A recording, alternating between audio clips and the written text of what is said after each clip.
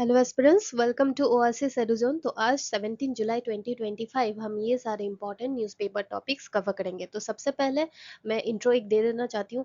आप कहोगे कि मैम आप हर 3-4 मिनट तो इंट्रो में लेते हो। देखो, अभी नए एस्पिरेंट्स, हो सकता है ये हमारा नया इनिशिएटिव है, तो न्यू एस्पिरेंट्स रोज हमसे जुड़ते हैं या फिर वो देखते हैं ये इनिशिएटिव, तो उनको भी पता होना चाहिए कि why this newspaper they should follow at least for 30 minutes, है ना। तो यहाँ पे हम स्टैटिक को करंट अफेयर्स के साथ पढ़ते हैं। Why static is important? Because current affairs is all about 70 to 80% of static only. कैसे? तो आप कहोगे मैम बुक से तो नहीं आता जो बुक में रहता है। हाँ, बुक वाला फाउंडेशन होता है जो आपको स्ट्रॉन्ग करना है, लेकिन उसी फाउंडेशन में करंट अपडेट्स आते हैं जो आपको रिसर्च करके न्यूज़पेपर में अगर टॉपिक्स आते हैं तो वो आपके नोट्स में अपडेट करना पड़ता है। तो वही अपडेट करके जो भी फैक्ट्स रहते हैं नया, मैं आपको बताती हूँ। नॉट ओनली प्रीलिम्स, मैं आपको मेंस प्लस इंटरव्यू में भी अगर किसी चीज़ कोई पॉइंट ऑफ व्यूज इंपॉर्टेंट होता है तो मैं आपको नोट डाउन करके रखने के लिए बोलती हूँ। एक इसके लिए A4 साइज अलग से रखो। कुछ क्वेश्चंस अगर आते हैं, कुछ पूछा जाता है, तो एटलीस्ट आपका माइंडसेट उस टाइम पे किस तरीके से होगा, बीइंग बिगिनर, आप वो थोड़ा सा प्रैक्टिस कर सकते हो। ठीक है। और बाकी यहाँ पे जो स्टैटिक और करंट अफेयर्स तो है, लेकिन सबसे इम्पोर्टेंट बात ये है कि देखो, बहुत सारे न्यूज़पेपर एनालिसिस में ना जो बुक में स्टैटिक है वो यहाँ पे कॉपी पेस्ट करके वो भी आपको समझाते हैं। मान लो न्यूज़पेपर में राज्यसभा के बारे में कुछ न्यूज़ है, ठीक है, तो राज्यसभा के बारे में भी वो टॉपिक्स पॉइंट्स लिख के यहाँ पे वो आपको पढ़ा देंगे। लेकिन मैं ये नहीं करती। क्यों? क्योंकि ये आपका स्टैटिक है। हमारी ना एक माइंडसेट रहती है, पिक्टोग्राफिक मेमोरी हम जिसे कहते हैं। वो क्या होता है कि आप जो चीज देखते हो, पढ़ते हो, पढ़ के हम कुछ याद रखते हैं, सुन के हम कुछ याद रखते हैं और देख कर भी हम याद रखते हैं। तो आप मान लो लक्ष्मीकांत किताब पढ़ रहे हो या फिर कोई भी कोचिंग मटेरियल पढ़ रहे हो जिसमें आपने ये राज्यसभा टॉपिक पढ़ी है, ठीक है, तो आपके दिमाग में उस पन्ने का एक पिक्टोग्राफिक मेमोरी है कि नहीं? वो एग्जाम में हेल्प करता है कि अच्छा ऊपर में आर्टिकल, यार 14 तो राज्यसभा में दिखा नहीं था, 14 तो तब तो राज्यसभा टॉपिक में तो था नहीं। ऐसा होता है ना, 14 तो पिछले पेजेस में ही हमने देखे थे, पढ़े थे। तो वो पिक्टोग्राफिक मेमोरी ना, जब आप एक ही चीज, सेम चीज दो जगह से पढ़ते हो तो वो गड़बड़ हो जाती है, एग्जाम में वो कंफ्यूज करता है। इसलिए मैं जो स्टैटिक है राज्यसभा, मैं यहाँ पे आपको नहीं देती हूँ। क्यों? आपको मैं सीधा कहती हूँ जो भी स्टैटिक रहता है मैं बोल देती हूँ हर क्लास में, जाओ ये किताब में जाओ, वो किताब में जाओ, जाके वो पढ़ो, वहां से पढ़ो, ताकि आपका जो पिक्टोग्राफिक मेमोरी है वो कांस्टेंट रहे, एक ही जगह से आपका कवर हो। देखो, दो जगह से पढ़ने से आप सोच रहे हो रिवाइज हो रहा है, बट ये नहीं होता। कभी कभी दो जगह से पढ़ के आप अपने आप को कंफ्यूज कर रहे होते हो।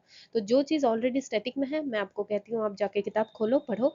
एंड राज्यसभा से रिलेटेड अगर कुछ नया इंपॉर्टेंट फैक्ट्स या इन्फॉर्मेशन जो आपको प्रीलिम्स में, मेंस में इंपॉर्टेंट होगा, वो मैं आपको बता ही देती हूँ। उसके लिए आप बेफिक्र रहो। तो यहाँ पे ऐसा नहीं है कि कुछ कवर नहीं होता। बस जो स्टैटिक है, जो ऑलरेडी बुक में है, मैं आपको बता देती हूँ, जाके पढ़ो। मैं यहाँ पे वो कॉपी पेस्ट नहीं करती हूँ, सो दैट आपका पिक्टोग्राफिक मेमोरी सेफ रहे। क्योंकि आपकी मेमोरी सेफ रहेगी तो आपकी एग्जाम अच्छी होगी, आपकी एग्जाम अच्छी होगी तो आई विल फील ब्लेस्ड, है कि नहीं? मेरा एक ही मोटिव है कि मैं यहाँ पे पढ़ा रही हूँ आपको, तो आपको हेल्प हो, एंड एग्जाम में आप देते वक्त आपको लगे कि हाँ, ये इनिशिएटिव फॉलो करके हमें कुछ तो हेल्प हुआ। एग्जाम पास हो ना हो वो नहीं, पढ़ाई करके सेटिस्फेक्शन आनी चाहिए, and that's the main intention.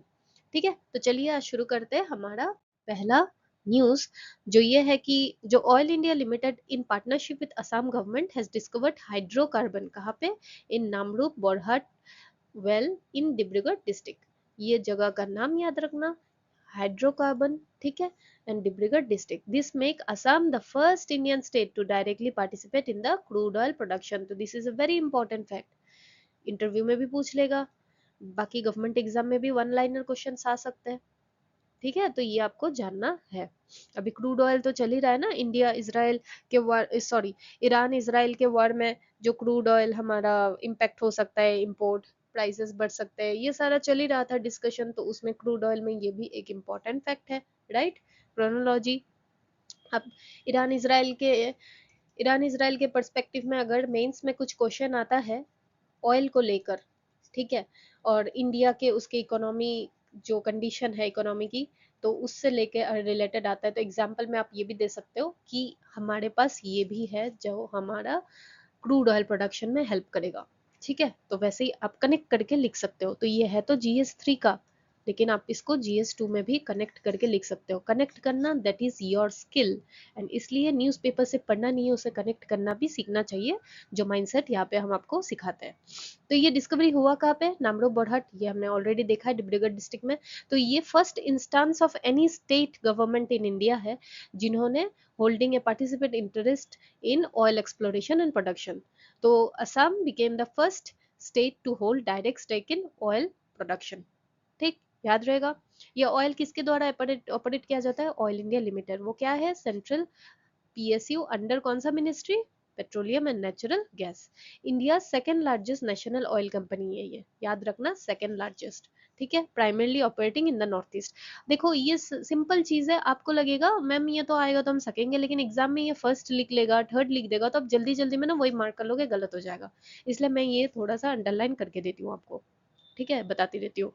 The collaboration is a part of discovered small field policy encouraging state participation। तो ये डिस्कवर्ड स्मॉल फील्ड पॉलिसी होता क्या है, ये गवर्नमेंट ऑफ इंडिया की इनिशिएटिव है to monetise small oil and gas field with simplified bidding and participation norms.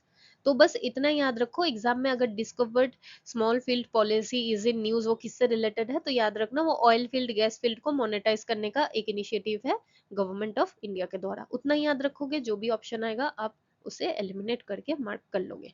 ठीक है, हाइड्रोकार्बन रिजर्व्स, अभी तो ये हाइड्रोकार्बन डिस्कवर्ड किए ना, तो ये होता क्या है, they are the naturally occurring deposits of crude oil and natural gas. And India, हमें पता है, हमने लास्ट मंथ भी देखा था कि हम इंपोर्ट बाहर से हम लाते हैं, इंपोर्ट पे हम डिपेंड करते हैं, क्रूड ऑयल 85% हम इंपोर्ट ही करते हैं, तो ये हमारे लिए एक गुड न्यूज है अभी। ठीक है, तो अभी ये थोड़ा सेंटर और स्टेट के बीच में है, तो थोड़ा देख लेते हैं सेंटर स्टेट फिस्कल रिलेशन कौन से defined under the article 270 deal with tax distribution. Centre और स्टेट में टैक्स जो डिस्ट्रीब्यूट होगा वो आर्टिकल 270।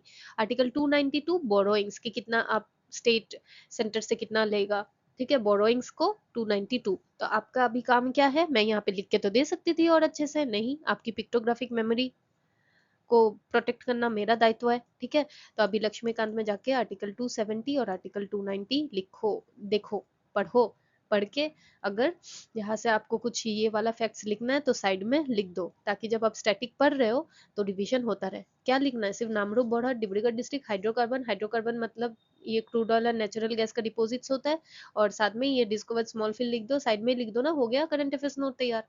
तो ऐसे ही तो पढ़ते हैं, ज्यादा चीजें नहीं पढ़नी होती। ठीक है, बस स्ट्रक्चर्ड वे से पढ़नी होती है। देन आपका क्या है, resource royalties are significant non tax revenues source for state. तो ये रिसोर्स रॉयल्टीज, रॉयल्टीज क्या होता है, a payment made by producer that is oil to the resource owing state Assam as a share of profit months. इतना याद रखो कि जो ये ऑयल इंडिया लिमिटेड है ना, ये अपनी थोड़ी कुछ जो पेमेंट होती है वो स्टेट गवर्नमेंट को भी देती है, उनका जो प्रॉफिट होता है उनमें से कुछ हिस्सा देती है, जिसे हम रॉयल्टीज कहते हैं। तो ये बेसिक चीजें हैं, ये एग्जाम परस्पेक्टिव से इंपॉर्टेंट नहीं है, बट बिगिनर्स न्यूज़पेपर में पढ़ते हैं तो ये टर्म समझ नहीं पाते, इसलिए मैं यहाँ पे देती हूँ। तो फर्स्ट बिगिनर जो फर्स्ट अटेम्प्ट दे रहे हैं उनके लिए ये सारी चीजें कभी कभी बहुत टफ हो जाती है। ठीक है, समझ नहीं आता है, गूगल करोगे ये है क्या रॉयल्टीज, तो इसलिए मैं आपके लिए सारा कुछ यहाँ पे लेकर आती हूँ, आप चिंता मत करो।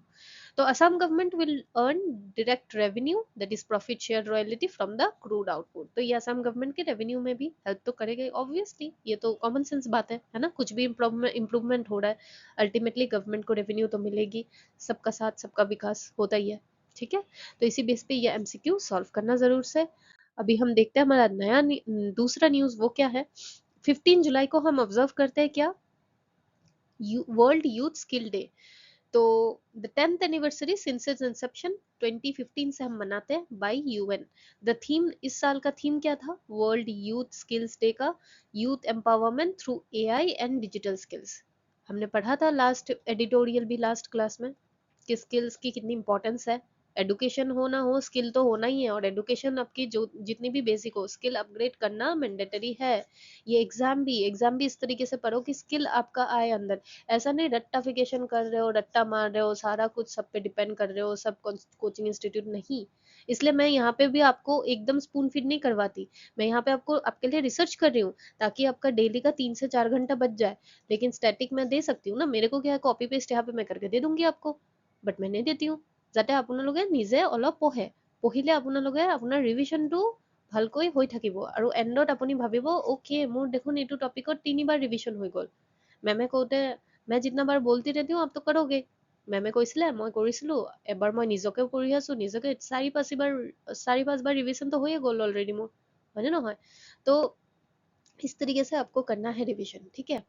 तो स्पून फीड हम यहाँ पे नहीं कर रहे, जो मैं बोल रही हूँ वो रिवीजन प्लीज करना, आपके लिए अच्छा है, ठीक।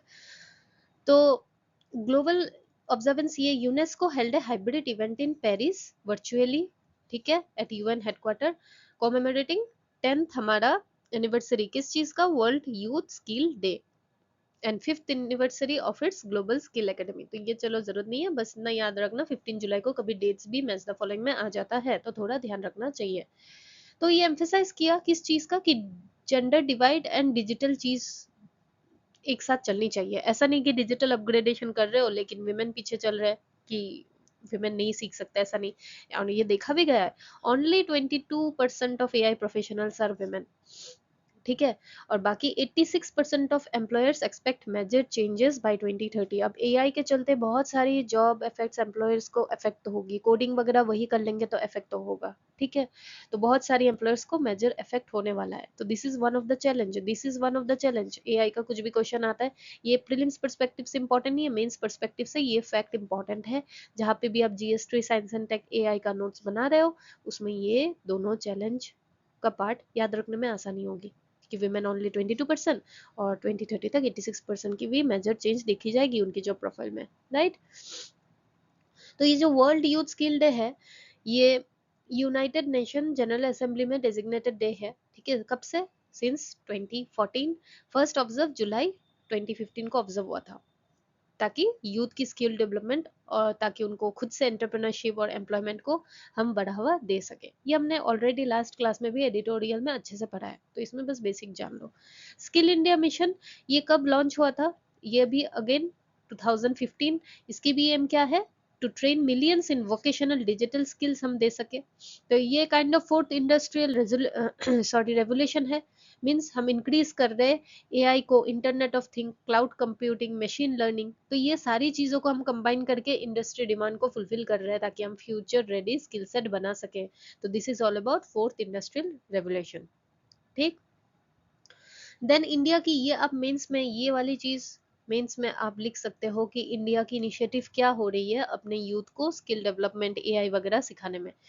उत्तर प्रदेश में स्किल ओलंपिक ऑर्गेनाइज किया गया था लखनऊ में, टू शोकेस, इतना डिटेल्स में नहीं लिखना, बस एग्जांपल में ये लिख सकते हो, मैं तो ये न्यूज़पेपर से उठाई हूँ ये एग्जांपल, तो बस आप इतना लिख सकते हो कि उत्तर प्रदेश में स्किल एम्प्लॉयमेंट ओलंपिक ऑर्गेनाइज किया जाता है ताकि youth lead innovations across AI, IOT, drone tech ये सब हम सिखा सके, बस इतना लिख दो। कुशल मेला, मेला टाइप कुछ होता है जहाँ पे स्टॉल्स लगते हैं, जहाँ पे स्किल इंडिया मिशन के बारे में चर्चा होती है। बिहार में भी Madhubani painting launched, QR code for skill event, ये सारा सिखाया जाता है ताकि लोगों के बीच जाने कि हाँ मतलब कैसे होता है, क्या चीज होता है। टॉप जॉब ऑफर भी दिया जा रहा है, जापान, प्लेसमेंट इन जापान, तो ये वगैरह एमओयू साइन कर रहे हैं दूसरे देश के साथ भी ताकि हम स्किल वहां जाके भी सीखे, यहाँ से भी उनके वहां पे पेंटिंग वगैरह सिखाए, तो एक ओवरऑल डेवलपमेंट करे, ठीक है, दोनों कंट्रीज के बीच में। ऐसा नहीं कि अपने देश में ही, सबके साथ मिलकर हम उनकी कुछ अच्छाई हम ले, हमारी कुछ अच्छाई वो ले, इस तरीके से। ओडिशा में भी भुवनेश्वर ने 2 science vans offering interactive model to rural student, ताकि रूरल स्टूडेंट तक भी चीजें पहुंचे, तो इसलिए व्हीकल जिसे साइंस वैन कहा जाता है, तो उसके साथ भी कुछ ये सब इनिशिएटिव लोगों तक अवेयरनेस दी जा रही है, ठीक है। तो ये बस थोड़ा सा एग्जाम्पल याद रखना ताकि आप मेंस एग्जाम में कोट कर सको कि हमारी जो स्टेट लेवल पे क्या क्या इनिशिएटिव लिया जा रहा है टू एम्पावर द यूथ। हमने देखा था ना स्किल वाला एडिटोरियल, तो वहां पे गवर्नमेंट स्टेप्स के जगह पे ये सारी चीजें भी लिख सकते हो एज एग्जाम्पल, एक दो लिखोगे चल जाएगा, अपनी भाषा में लिख देना, ठीक है। दूसरा ये न्यूज है, ये चलो प्रीलिम्स के लिए तो थोड़ा बहुत इंपॉर्टेंट है ही, लेकिन ये सबसे ज्यादा इंपॉर्टेंट है मेंस के लिए, ठीक है।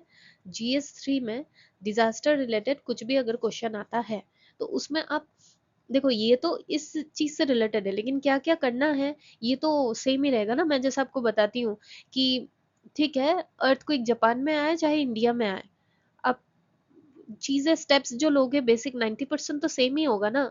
तो क्वेश्चन जो भी आए, तो जिस चीज में कॉमन चीज है वो आपको जाननी होगी, नोट डाउन करनी होगी, क्योंकि वो मेंस का स्टैटिक पार्ट जैसा बन जाता है।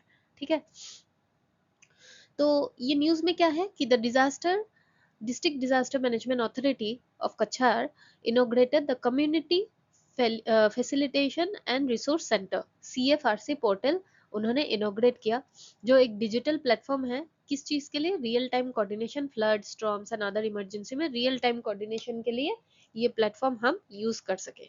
तो the launch was officiated by district commissioner, चलो ये तो ठीक है, Mridul Yadav, with participation of Silchar MP Shuklabaidya and local MLAs. ये तो चलो आम जनता वाली न्यूज हो गई, इसमें थोड़ा फैक्ट भी ये है, ठीक है, हम जान लेंगे क्या है। सबसे पहले डिस्ट्रिक्ट डिजास्टर मैनेजमेंट अथॉरिटी होता क्या है, it's a district level, state level आ जाएगा, गलत हो जाएगा, district level body responsible for disaster management as per कौन सा एक्ट, डिजास्टर मैनेजमेंट एक्ट 2005, 15 आ जाएगा, गलत हो जाएगा। ठीक है, अब ये CFRC पोर्टल हमने देखा, ये क्या है, ये digital community facilitation and resource centre है जो citizen participation and collaborative crisis response को प्रमोट करता है। कि हाँ, इसलिए तो ये रियल टाइम कोऑर्डिनेशन करवाता है ना, कि फ्लड स्टॉर्म आया हुआ है, कितने लोग वहां पे फंसे हुए हैं लोग, और गवर्नमेंट और कम्युनिटी के बीच में एक कोलैबोरेटिव, ताकि हम रेस्पॉन्स दे पाए, वही है। ठीक है, तो ये फर्स्ट CFRC पोर्टल है कछार में, जो हमने ऑलरेडी देखा है, रियल टाइम वनरेबिलिटी मैपिंग हमें देगा, कोऑर्डिनेशन अक्रॉस स्टेक होल्डर करवाएगा, और एनजीओ कम्युनिटी। तो ये चीज आप मेंस में कैसे लिख सकते हो, ठीक है, वे फॉरवर्ड में ना, देखो इतना ज्यादा भी नहीं पढ़ना होता, पढ़ना ज्यादा पढ़ना होता है, बट जितना पढ़े हो ना, हम क्यों कहते हैं कि लेस इज मोर, मैं इसलिए आपको न्यूज़पेपर एनालिसिस में ना बहुत सारी चीजें बोलती रहती हूँ। यही चीज आपने ये न्यूज में पढ़ा, ये चीज आप बहुत जगह यूटिलाइज कर सकते हो, वे फॉरवर्ड में यूटिलाइज कर सकते हो। आप बोलोगे मैम कैसे, मान लो कोई भी न्यूज आता है डिजास्टर मैनेजमेंट में, सॉरी क्वेश्चन आता है, वहां पे वे फॉरवर्ड में क्या क्या करोगे, आपको खुद थोड़ी पता है, आप थोड़ी अभी डीएम बने हो या कलेक्टर बने हो जो आपको पता है, नहीं पता है ना। तो आप ये लिख सकते हो ना वे फॉरवर्ड में, कि नहीं मैं ऐसा कुछ एक पोर्टल लाऊंगा जिससे मैं रियल टाइम वनरेबिलिटी मैपिंग कर सकूं, जिससे मैं coordination across stakeholder, government, NGO, community कर सकूं, तो हो गया ना पॉइंट। तो ऐसे ही न्यूज़पेपर से मेंस के पॉइंट्स भी उठाने चाहिए, आपकी माइंडसेट, इसलिए बोलते हैं न्यूज़पेपर पढ़ा करना, ताकि माइंडसेट बदले। तो आप अगर नहीं भी पढ़ रहे हो यहाँ पे, इसलिए मैं सारा आपका माइंडसेट का खेल भी यहाँ पे दे देती हूँ। ठीक है, तो अब मेंस में ये भी इंपॉर्टेंट है कि आप क्या क्या करोगे, ये क्यों जरूरी है, तो आप लिख सकते हो ना, ये चीज मत लिखना, लेकिन बाकी लिख सकते हो कि मैं इस तरीके की एक पोर्टल बनाऊंगी या बनाऊंगा जो डिस्ट्रीब्यूशन में हेल्प करे, वॉलंटियर्स ट्रेनिंग में हेल्प करे, जो क्राइसिस में हेल्प करे, ठीक है, जिससे हाइजीन किट, वाटर ट्रीटमेंट ये वगैरह हो। डिसेंट्रलाइज मैनेजमेंट में मैं ध्यान दूंगा, ताकि community water committees collect user contribution, वो भी मेंटेन करे, इंफ्रास्ट्रक्चर, फंड ट्रांसपेरेंसी रहे। मोबाइल रेस्पॉन्स यूनिट मैं देखूंगी कि सही से चल रहा है कि नहीं, ताकि क्लीन वाटर सबको मिले, इसेंशियल सर्विस सबको दिया जाए, कि वो ऐप में अपना जो भी ग्रीवेंसेस है वो वहाँ पे पोर्टल में बता सके अपना जो भी है। तो e governance in disaster management कैसे यूज कर सकती हूँ मैं, ये दिखा सकती हूँ। ये तो इस न्यूज का है, बट आप एग्जाम में ऐसा लिख सकते हो ना, मेंस में वे फॉरवर्ड में यही सारा तो पॉइंट्स लिखोगे। ठीक है, तो डिजिटल प्लेटफॉर्म्स को यूज करके हम responsiveness, transparency and integration during emergency ये सारा कर सकते हैं। ट्रांसपेरेंसी कैसे, आप देखो पैसे देते हैं गवर्नमेंट बहुत, कि हाँ इनको पानी वगैरह डिस्ट्रीब्यूट करना, पानी देते हैं 10 पैकेट, पैसे ले लेते हैं 50 पैकेट की, तो लेकिन यहाँ पे ट्रांसपेरेंसी रहेगी, यहाँ पे रिकॉर्ड रहेगा ऑनलाइन सब कुछ, कितना सही में हुआ या नहीं हुआ, लोगों को नहीं मिला तो वो अपना मैसेज कर भी सकते हैं, तो ऐसे पोर्टल बनाएंगे। ठीक है, तो ऐसे सारी चीजें, यही सारी, ये एग्जाम्पल में एग्जैक्टली यही आएगा ऐसा नहीं है, यहाँ से आपकी क्या काम की चीज एग्जाम में वो उठाओ, ये चीज कहीं भी आप लागू कर सकते हो, कहीं भी डिजास्टर, फ्लड हो या फिर आपका जो भी इमरजेंसी लैंडस्लाइड हो, आपको ये सारी चीज तो पहले देखनी होगी ना। तो वे फॉरवर्ड में क्या लिखोगे, आपको थोड़ी पता होगा अभी एज ए स्टूडेंट, तो यही सारी लिखोगे, न्यूज़पेपर से यही सारा चीज उठाना पड़ता है। ठीक, तो अभी हमारा जो नेक्स्ट न्यूज है वो India Argentina defence tie in agriculture through joint working group and technology exchange. तो ये क्यों जरूरी है, देखो ये मेंस पर्सपेक्टिव से अगर इंडिया अर्जेंटीना पे क्वेश्चन आ जाए तो लिख तो सकते हो। ऑल्सो GS3 में एग्रीकल्चर में अगर कुछ भी क्वेश्चन आए तो स्टेप्स टेकन में ये भी लिख सकते हो कि हम दूसरे देशों के साथ भी एग्रीकल्चर की टेक को, एग्री टेक को प्रमोट कर रहे हैं, सीख रहे हैं, ताकि हम और भी डेवलप कर सके। एज एग्जाम्पल वो तो यूज कर ही सकते हो। और एक चीज है कि वियतनाम के साथ इंडिया की क्या डील हुई थी वगैरह, ये यूपीएससी में पहले प्रीवियस ईयर क्वेश्चन में आ चुका है, जो किसी ने नहीं सोचा था कि ये भी क्वेश्चन आ सकता है। तो वैसे ही अभी ये छोटा सा ही एक चीज है, बट आ सकता है। आपको पता होना चाहिए कि अर्जेंटीना के साथ किस चीज में डील हुई है, किस चीज में उनका टाई हुआ है। एग्रीकल्चर या टेक्नोलॉजी आएगा तो आपको लगेगा हाँ डिजिटल इंडिया प्रमोट तो कर रहे हैं तो टेक्नोलॉजी होगा, तो थोड़ा आपको बेसिक आइडिया होना चाहिए, क्योंकि ऐसे क्वेश्चंस पहले आ चुके हैं। ठीक है, जो हमें लगता है इंपॉर्टेंट नहीं है बट एग्जाम में आता है तो लगता है अरे भाई ये छोटी छोटी चीजें भी पूछ रहा है यार, न्यूज़पेपर तो बहुत अच्छे से पढ़ना है, तब रियलाइज होता है। ठीक है, तो न्यूज ये है कि at the 16th agriculture leadership conclave, कहाँ पे, न्यू दिल्ली, अर्जेंटीना ने कहा है कि एग्रीकल्चर हमारा कोर पिलर होगा हमारी बायलैटरल रिलेशनशिप इंडिया के साथ। तो एक हाई लेवल मीटिंग हुई, तो वहां पे उन्होंने डिसाइड किया कि सेकंड ज्वाइंट वर्किंग ग्रुप बनाएंगे आपस में, ताकि कम्प्रिहेंसिव वर्क प्लान कर सके किस सेक्टर में, एग्रीकल्चर। ठीक, तो उनकी जो मेन फोकस थी किस किस चीज में थी, precision farming, mechanisation, genome editing, climate resilient system, biopesticide, हर चीज, ये सारा चीज किस में हेल्प करता है, एग्रीकल्चर के ग्रोथ में। तो उतना ही याद रखो। ठीक है, बेसिक जो भी ऑप्शंस आए, ऐसे अगर आता है प्रीलिम्स में, जो भी ऑप्शन आपको लगे कि पढ़ के हाँ ये एग्रीकल्चर के डेवलपमेंट से हेल्प तो होगा, तो वही मार्क कर लेना।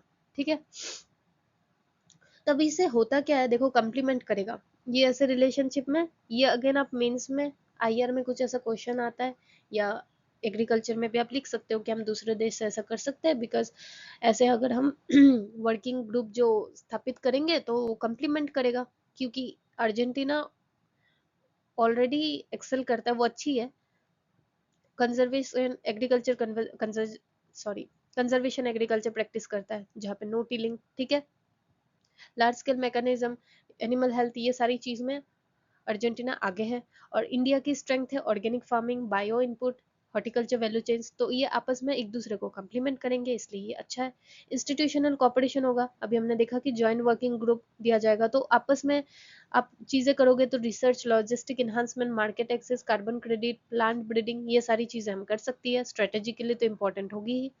ठीक है, अभी दिस इनिशिएटिव फॉलोज, अभी हाल ही फिलहाल में, that is PM Modi's landmark visit, the first visit by an Indian PM to Argentina in nearly 6 decade.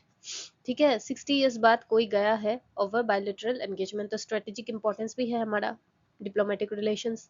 Trade complementary भी होगी, अर्जेंटीना ऑलरेडी सप्लाई करती है इंडिया को, जैसे सोयाबीन, सनफ्लावर ऑयल, तो India aims to access new market for pulses, तो अभी India भी pulses, cereals, dairy, process food, agri inputs, ये सारी चीजें और ज्यादा बढ़ा पाएगा, ट्रेड वगैरह। तो ये सब हेल्प होगा, एक देश के साथ हम ऐसे चीजें करते हैं तो ये सारी चीजें हेल्प तो होती है। तो ये बेसिक आइडिया होना चाहिए, कोई भी क्वेश्चन आता है आप उसमें ये कनेक्ट करके लिख सकते हो। अब आप पे डिपेंड करता है वो कैसे लिखोगे, माइंडसेट आप यहाँ से सीख लो। ठीक है, ऐसे कनेक्ट करके पढ़ना चाहिए। सिर्फ आईआर का क्वेश्चन है तो सिर्फ आईआर में यूज होगा ऐसा नहीं है। ठीक है, आप एग्रीकल्चर में भी यूज कर पा रहे हो ये सारी चीजें। यहाँ पे हमने देखा था प्रिसिशन एग्रीकल्चर, वो होता क्या है, it's a data driven farming to optimise input and output, reduce waste, enhance sustainability. Data driven farming को हम प्रिसिशन एग्रीकल्चर, और कंजर्वेशन एग्रीकल्चर हमने देख लिया, practice like no till farming जो soil erosion and maintain fertility, वो कहा होता है, अर्जेंटीना ऑलरेडी इस चीज को बहुत अच्छे से प्रैक्टिस करता है। South South cooperation, collaboration approach between developing countries. ठीक है, to share agriculture innovation and boost food security, जो अभी हमने इंडिया और एग्रीकल्चर में देखा अर्जेंटीना में। जीनोम एडिटिंग एंड बायोपेस्टिसाइड, ये नेक्स्ट जनरेशन एग्रीटेक है, जो ग्रेटर यील्ड देगा और केमिकल डिपेंडेंसी कम करेगा। ठीक है, तो ये देखो, ये जो 3 चीज है ये बहुत बेसिक चीज है, लेकिन बिगिनर को ये सारी चीज समझ नहीं आती। अगर वो टेक्निकल बैकग्राउंड से है तो वो गूगल करेंगे, टाइम वेस्ट होगा, तो यहाँ से पढ़ लो, इसलिए मैं दे देती हूँ ये सारी चीजें भी। ठीक है, और कभी कभी ये सारी टर्म्स भी आ जाती है, सिंपल चीज स्ट्रेस में आप गलत कर देते हो एग्जाम में। जो हमारा नेक्स्ट न्यूज है वो ये है कि जो unique identification authority of India है, उन्होंने लोगों से कहा है कि अपने बच्चे जो 5 से 7 साल के बीच है, 5 to 7 years के जो बीच है, उनकी बायोमेट्रिक डिटेल्स को अपडेट करो। Fingerprints and iris biometrics of a child are not captured for Aadhaar enrollment below 5 of age of 5 because these are not mature. 5 साल से कम के तो ऐसे बायोमेट्रिक्स लिए नहीं जाते क्योंकि उनकी मैच्योर ही नहीं होती, है ना? तो ये सारा चीज़ ये तो न्यूज़ में है, ठीक है। अब ये बॉडी के बारे में आपको पता होना चाहिए ये है क्या। That is unique identification authority of India. ये क्या है? स्टेट्यूटरी अथॉरिटी है। स्टेब्लिश कब हुई थी? जुलाई 2016 by government of India under the jurisdiction of कौन सा ministry? Ministry of electronics and information technology. ये चीज में बहुत जगह गलत कर देते हैं बच्चे, ठीक है। Following the provisions of Aadhaar act 2016। तो ये मैंडेट करता है to assign 12 digit unique identification number. जो आधार, आपका आधार कार्ड है कितना डिजिट का है? 12 डिजिट का है ना, to all the residents of India. Feature क्या है? The number is link to residence basic demographic and biometric information such as photograph, 10 fingerprints, two आपकी आंखों की भी एरिस की स्कैन की जाती है ना, which are stored in centralised database. तो ये फीचर्स है। फंक्शंस, चलो थोड़ा आपको बस आइडिया, ये तो आपको पता ही है। The implementation of this scheme entails the generation assignment to residents, defining mechanism and processes for interlinking with partner database. ये ऑफिशियल लेवल पे कैसे ये किया जाता है, ठीक है। ये इतनी इंपॉर्टेंट नहीं है, न्यूज़पेपर में थी तो मैंने दिया। अगर आपको पढ़ने का मन हो तो आप थोड़ा सा पॉज करके पढ़ लेना कि पॉलिसी प्रोसीड्यूर कैसे होता है, मैकेनिज्म, ये एक एक स्टेप में क्या क्या हेल्प करते हैं ये नंबर। ये इतनी जरूरी नहीं है, न्यूज़पेपर में था। तो आप कहोगे मैम आपने वो वाला कवर नहीं किया, इसके फंक्शन क्या है, तो मैंने किया, but exam point of view से नॉट दैट रिक्वायर्ड। ये 3 चीज मोटा मोटी याद रखो तो आपका हो जाएगा, ठीक है। इसी चीज पे ये एमसीक्यू है, जरूर से सॉल्व करना। देखो यही चीज मिनिस्ट्री ऑफ होम अफेयर्स आ जाएगा, सही है गलत बताना। तो आज का जो फैक्ट्स है, असम साहित्य सभा के बारे में हमने पढ़ लिया है ऑलरेडी, ठीक है। फिर आज असम साहित्य सभा यूके के बारे में तो थोड़ा जान लेते हैं। तो असम साहित्य सभा क्या है आपको पता है? Literary organisation of Assam, founded कब? 1917। किस चीज के लिए? ताकि हम असमीज कल्चर लिटरेचर को प्रमोट कर सके। तो अभी इनके जो डायस्पोराज है, जो यूके, सिंगापुर, यूएसए में असमीज लोग रहते हैं, उनको वो भी इस चीज को सेलिब्रेट करते हैं साहित्य संस्कृति दिवस। तो ये एक कल्चरल लिटरली सेलिब्रेशन है अमोंग असमीज डायस्पोरा। हाईलाइट करता है क्या? Language, literature, identity preservation. तो ये सारी चीजें कल्चरल आइडेंटिटी, लिंग्विस्टिक हेरिटेज को हम एंजॉय सॉरी सेलिब्रेट करते हैं। किस चीज के लिए? ताकि यंगर जनरेशन जो बाहर में है, अभी असम में भी नहीं है, वो भी असम के कल्चर, उनके रूट्स के बारे में जान पाए। Because it's important to know your roots, right? Then GM crops क्या होता है? ये प्लांट होते हैं जिनके डीएनए को या तो हम अल्टर कर देते हैं यूजिंग जेनेटिक इंजीनियरिंग टेक्निक। तो ये अल्टरनेट दो तरीके से हम कर सकते हैं, या तो नई जीन ला सकते हैं, या तो जो ऑलरेडी जीन्स है उसको मॉडिफाई कर सकते हैं, ठीक है। बस इतना ही याद रखो, डेप्थ साइंस में मत जाओ, इतने में ही प्रीलिम्स आपका टिक तो कर लोगे, ठीक है। जीएम क्रॉप फर्स्ट टाइम कहाँ यूज हुआ था? इंडिया पे नहीं, यूएसए में 1994 with flavour saver tomato. Tomato याद रखना, विच had been genetically modified to slow tomatoes ripening process। Tomato जो पक जाती है उसकी जो प्रोसेस है, जो जल्दी खराब हो जाती है, सड़ जाती है, उसको थोड़ा स्लो करने के लिए ये मॉडिफाइड किया गया था। और इंडिया में रेगुलेशन इसकी जेनेटिक इंजीनियरिंग अप्रेजल कमेटी जो है वो अप्रूव करती है large scale use and release of GMOs. And ये जो कमेटी है ये establish under environment protection act 1986 and function under ministry of environment, forest, climate change, ठीक। तो ये चीज याद रखना, फैक्ट्स ये न्यूज़पेपर में थे।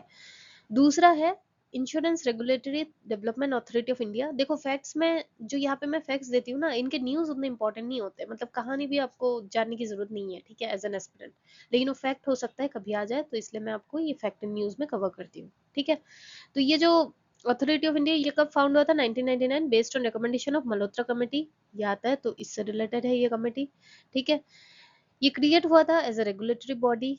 एम क्या था? To protect the interest of insurance customer. Insurance related कुछ आता है तो इसमें ये टिक करना, ठीक है। उस तरीके से तो याद रखते हैं ना। इट्स अ स्टैट्यूटरी बॉडी, कौन सा act? IRDA act 1999 under ministry of finance. और the power and function of the authority are laid down in, इनके एक्ट में तो पावर और अथॉरिटी लिखा होगा ना। एंड इंश्योरेंस एक्ट 1938, क्योंकि ये इंश्योरेंस कस्टमर के इंटरेस्ट को प्रोटेक्ट करता है, ठीक। तो यही थी आज की फैक्ट। तो अभी आज जो हमारा एडिटोरियल है वो है अबाउट अर्बन फॉरेस्ट्री। तो अर्बन फॉरेस्ट्री एक सिर्फ इन्वायरमेंटल मेजर नहीं, ये सोशियो इकोनॉमिक अपॉर्चुनिटी है, ऑथर ये कहता है। तो चलिए हम देखते हैं ऑथर और क्या कहता है इस विषय में।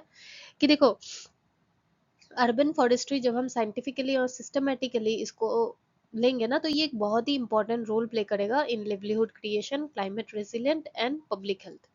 ठीक है। तो अभी जो बहुत सारी रैपिडली जो अर्बनाइजेशन होती है, फ्लाईओवर बनती है, घर बन रहे हैं, पेड़ों को काटा जाता है, तो इसके साथ अगर हम अर्बन ट्री मैनेजमेंट करेंगे infrastructure policy and vocational education के साथ, तो बहुत सारी चीजें डेवलप होगी। तो कैसे, वो देख लेते हैं। Urban forestry from beautification to infrastructure. देखो, अर्बन ट्रीज हम लगाएंगे, अभी पेड़ पौधे ये सारे लगाएंगे रास्ते के साथ, फ्लाईओवर के साथ, रास्ते के कोने में इंफ्रास्ट्रक्चर, तो एयर प्यूरिफिकेशन करेगा, कार्बन सिक्वेस्ट्रेशन में हेल्प करेगा, टेम्परेचर रेगुलेट करेगा, है कि नहीं? कितनी तो गर्मी बढ़ रही है, उससे हेल्प तो होगा। और फ्लड कंट्रोल करेगा through improve percolation, habitat for biodiversity in urban ecosystem. ठीक है। जो बायोडाइवर्सिटी मीन्स हैबिटेट, वहां पे बहुत होते हैं ना, चिड़िया रहते हैं, बर्ड्स रहते हैं, उनका भी तो घर रहता है ट्री में, तो वो भी तो रहता है। और फ्लड कंट्रोल, सॉइल इरोजन वगैरह, पर्कुलेशन वो कंट्रोल करेगा। ट्रीज हेल्प करते हैं ना हमें फ्लड में। Despite this, towns like Guwahati, Tezpur, Nagaon treat trees as afterthought, लेकिन पोअरली मैनेज। ये सारी जगह पे, टाउन्स पे क्या होता है, प्लांटेशन ड्राइव अब भी उतनी हद तक होती नहीं है, बहुत सारी इग्नोरेंस देखा गया है। तो ये कहता है कि ये करना तो चाहिए, बट ये चैलेंज है। ठीक है। फिर tree doctor, professionalising urban tree care. Concept of tree doctor involves जैसे डिजीज डिटेक्शन, बायोकेमिकल प्रिंसिपल्स जैसे soil management, climate resilient trans, use of smart tools, drones. This merges botany, urban planning plus civil safety, कि हम जो trees लगाते हैं उसको किस तरीके से हेल्प कर सकते हैं, ये सारा चीज देख के भी हम अवेयरनेस करें। ठीक है। और उसी तरीके से प्लान करें। तो बहुत सारी, देखो अभी ट्रीज नहीं होने के चलते, बहुत सारी पोल्यूशन के चलते बीमारियां हो रही है ना, हेल्थ इश्यूज हो रहे हैं। आप लंग्स में भी इफेक्ट हो रहा है, सांस नहीं ले पाते हो सही से।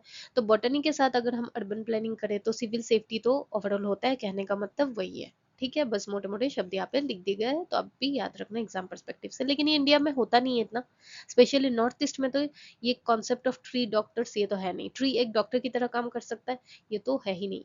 ठीक है। तो ये करना चाहिए हमें। Then technology and innovation, building an urban forestry economy.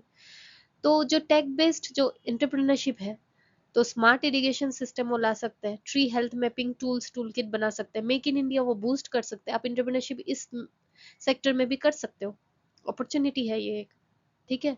तो agriculture service, training institute, citizen app, eco friendly tools, ये सब वगैरह बना सकते हो, जिससे हमें एक प्लेटफॉर्म मिले कि हम ट्री मैपिंग, पब्लिक पार्टिसिपेशन, ये सारा भी हम कर सके प्लेटफॉर्म, है ना, कि हम ऐप में उनको भी अप्रिशिएट कर सके जो ये सब में काम कर रहे हैं, तो हेल्प होगा। क्योंकि अप्रिशिएशन से भी लोग आगे और अच्छा काम करते हैं, है कि नहीं? तो टेक्नोलॉजी एंड इनोवेशन से हम job profile, job create, entrepreneurship भी बूस्ट कर सकते हैं, मेक इन इंडिया भी बूस्ट कर सकते हैं। Right. Skill development and education. अब हमारा नेशनल एजुकेशन प्रमोट करता है क्या पॉलिसी, जो अभी 2020 का vocational learning and hands on internship. तो जो पोटेंशियल आईटीआई है, पॉलिटेक्निक प्रोग्राम है, उन बच्चों को अगर हम इंटर्नशिप प्रोग्राम दे कि जाओ आप अर्बन फॉरेस्ट्री प्रमोट करो, अर्बन फॉरेस्ट्री में उनको हम डिप्लोमा कोर्स करवाए, बच्चों को यूनिवर्सिटी में इंटरप्रेन्योरशिप दे, ट्री केयर का स्टार्टअप कुछ करे, है ना, तो वही ग्रीन टेक एंटरप्रेन्योरशिप कुछ हेल्प करे। तो ये सब हेल्प करेगा हमारे स्किल इंडिया मिशन, ताकि हम एग्रीकल्चर को भी एक, ऐसा नहीं कि सिर्फ रूरल या खाने वाले चीजों में ही हेल्प करे, तो अर्बन फॉरेस्ट्री के माध्यम से हम अर्बन फॉरेस्ट एग्रीकल्चर भी प्रमोट करें। Right. Then policy recommendation for Assam, क्या कहता है ऑथर की म्युनिसिपल टेंडर को मैंडेट करना चाहिए कि हाँ ये सारी चीजें होनी चाहिए, उनको देख रेख करना चाहिए, प्रमोशन करना चाहिए। Standardise pruning and care protocol, consultation करना चाहिए एक्सपर्ट के साथ कि कैसे किस तरीके से एरिया में कौन सी ट्री लगाई जानी चाहिए, ट्री डॉक्टर कैसे काम करना चाहिए, है कि नहीं? बजट एलोकेशन स्टेट के द्वारा करना चाहिए, ताकि ट्री हेल्थ को हम ऑडिट कर सके, ट्रीज को हम सही से यूटिलाइज कर सके, है कि नहीं? ऐसा नहीं कि काट दो। एंटरप्रेन्योरशिप इंसेंटिव्स, कि एंटरप्रेन्योरशिप जो भी ग्रीन ये सब ट्रीज के वगैरह इको फ्रेंडली टूल्स बनाना चाहते हैं, तो उनको हम इंसेंटिव दें। और बाकी पब्लिक प्राइवेट एकेडमिक पार्टनरशिप तो करें, ताकि रिसर्च एंड डेवलपमेंट हम सही से इस क्षेत्र में भी कर सके। तो असम अभी कर सकता है, अगर science backed policy driven urban forestry model हम लाए, तो असम एक नेशनल लीडर बन जाएगा इन इकोलॉजिकल अर्बनिज्म। ठीक है।